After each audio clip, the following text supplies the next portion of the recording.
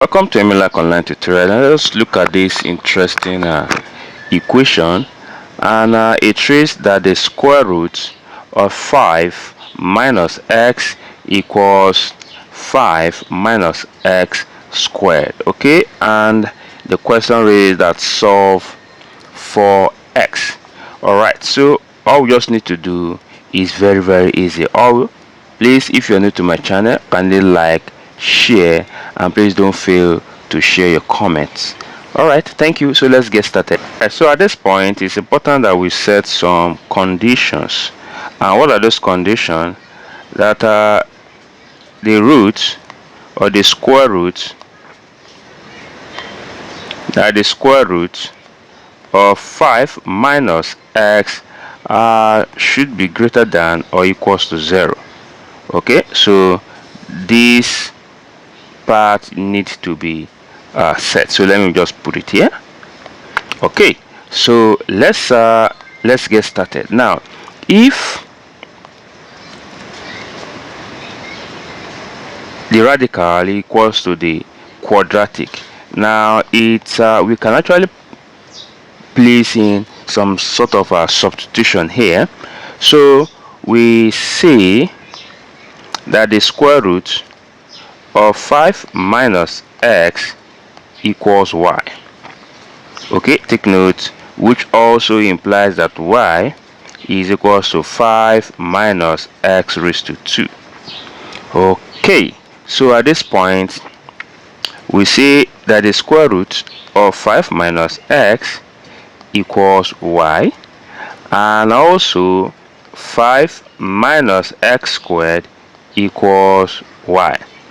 Okay, so let's resolve these two equations, or function rather. So now let's do this. For case 1, let's raise both sides by 2, and this is to help us clear off the radical. So here we raise this by 2, we also raise this by 2. Now this gives us 5 minus x then equals y raised to 2. Why? And that's because this radical clears off this power 2. Okay, so for us to just present this properly, so adding x to both sides, we end up having 5 then equals y squared then plus x. So let's just make this equation 1. Now from this part of the function, so we can say here adding x squared to both sides, we end up having the 5 equals y plus x squared. Okay, so let's make this equation 2. Alright, so let's come over here. We have it equation 1, the y squared plus x equals 5. Then for equation 2, y plus x squared equals 5. Okay, so let's just make this, let's say this is equation 1, then equation 2. Alright, so let's subtract. Now the reason why I'm subtracting is for me to have a single equation. Okay, alright, so by subtracting we have here y squared then minus y then plus x minus x squared then equals 5 minus 5, which gives us what? 0. So let me just clean this and replace it with 0. Okay, so let us rearrange the left hand side of the equation. We end up having the y squared then minus x squared, okay, then minus y plus x equals 0. Okay, now considering this part of the term, you see this is the difference of 2 squared. Okay, so with that we can say here that this is y plus x, then into y minus x. Okay, if that's clear, then we can do something here. We can factor out negative 1 here, so which make this negative, then into y minus x all equals to what? 0. And if you take a look at the terms here, you see something similar, and you can see that here we have y minus x, and also here we have y minus x. So let us just factor that out. Now factoring that out, we have here y minus x, then we are left with, if you have to factor out y minus x from this case, from here you see we are left with this. Okay, so which implies we have here y plus x, and if you factor out this from itself, we are left with what? 1. Okay, so this will be minus 1 all equals to 0. So at this point you can see that we have two terms equating 0, so which implies here that y minus x equals 0, and y plus x minus 1 equals 0. Now for the first case here, y equals x, and for the second case here, if you are to subtract x from both sides and add 1 to both sides, we end up having y then equals 1 minus x. Okay, so for this now, all we just need to do now is to substitute y for x in equation 1 and equation 2. So at this point, all we just need to do here is to plug in y for x in equation 1. Okay, so here we are from equation 1. Here is equation 1. So here we are that x squared then plus x equals 5. Now if we bring 5 to the left hand side, we end up having x squared plus x minus 5 equals 0. Okay, now from the look of things, we won't be able to factorize this quadratic, so we'll probably use the quadratic formula now, which says x equals negative b plus or minus the square root of b squared, then minus 4ac, then all over 2a. Okay, where we know that from here a is 1, then b is also 1, and c is negative 5. Okay,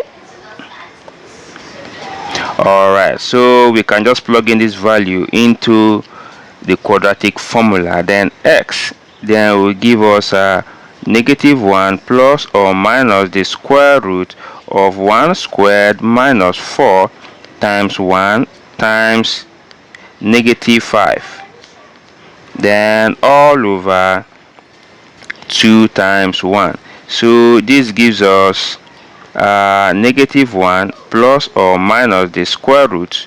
This is 1, and this should give us negative 20. So here we have 1 minus negative 20, then all over 2. So this gives us that x equals negative 1 plus or minus the square root of 21, then all over 2. Okay, so which brings us to x. 1 equals negative 1 plus the root of 21 all over 2, and x2 equals negative 1 minus the square root of 21 all over 2. Okay, so these are the first two answers for x. So the next thing we need to look at here is to plug in y for 1 minus x into either of the equation. So but I will prefer equation 2. okay, because y is just having the power of 1. So we have here 1 minus x plus x squared equals 5. Okay, if you are to rearrange it, this is something as saying x squared minus x plus 1. Then bringing this 5 over to the left hand side, we have negative, or minus 5 rather, then equals 0. So this gives us x squared minus x minus 4 equals 0. Alright, now looking at the question also, we cannot factorize this. We also make still make use of the quadratic formula. So here we have that x equals, now still using this, where a is 1, here a is 1, then b is negative 1 here, and c is negative 4. Okay, so our b is negative 1, here you have 1. Okay, then plus or minus the square root of b, which is also negative 1. So here you have 1 since it is squared, then minus 4, then times 1 times 4, then all over 2 times 1. Okay, so our x here now becomes 1 plus or minus, oh sorry, this is negative 4. So here you have negative 16. So the whole of this gives us negative 16. Okay, and 1 minus this 1 minus negative 16, that will give us 17 here. Okay, then all over 2. Okay, so x3, the value of x3 then equals 1 plus the root of 17 all over 2, then x4 then equals 1 minus the root of 17 all over 2. So but it's important we'll get to know which of these are actually the solution to the equation. So all we just need to do now is to substitute these values of x into the equation to ascertain, and let us take note that we have a limit here that this radical must be equals to or greater than 0. Alright, so if you evaluate x1, now your value here now will be equals to 1.7913, and for x2 you get to have negative 2.7913, and for the third one here you get to have 2.5615, and for 4 you get to have negative 1.5615. And if you plug all these values, this and this, into this equation, now plugging in the various values of x, we get to have here for the first one here, now here is the value both on the left hand side and on the right hand side. So this is valid, so you can just mark this. Okay, so which implies that the solution of x1 here is valid. So let's just mark it. All right, now for the second one, x equals negative 2.7913. Now after evaluation, now this is our answer for the left hand side, and this is our answer for the right hand side. Now for the fact that it has a negative value, so this is not valid. So at this point this is not valid, so which means that this also is not valid. Okay, now the third one here, that is x3. Now the value here after evaluation, we have here 1.5615, 544, which is not equals to negative 1.561. So which means this third one here is also not valid. Okay, now for x4, after evaluating negative 1.5615 into the equation, we end up having for the left hand side 2.56 and for the right hand side 2.56. now which also tells us that this is valid. So which means the right solution are x1, which is negative 1 plus the square root of 21 all over 2, and x4, which is 1 minus the square root of 17 all over 2, which is the final answer. Please don't forget to share this video with other learners. Thank you. Bye bye.